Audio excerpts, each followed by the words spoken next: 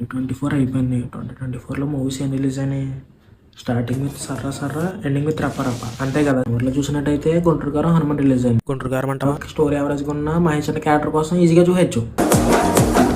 ఇంకా హనుమాన్ విషయానికి వస్తే అప్పుడు దాకా అలా సాపిగిలిన లాస్ట్లో హనుమంతుడి వారి ఎంట్రీతో ఉంటుందిరా. జూన్ 27 కలికి రిలీజ్ అయింది. అందరికి తెలిసింది సైన్స్ ఫిక్షన్ అంత బాగానే వెళ్ళింది, బాగానే ఉంది. ఏదో చిన్న అసంతృప్తి అప్పుడు వచ్చిందండి కర్ణ ఎంట్రీ.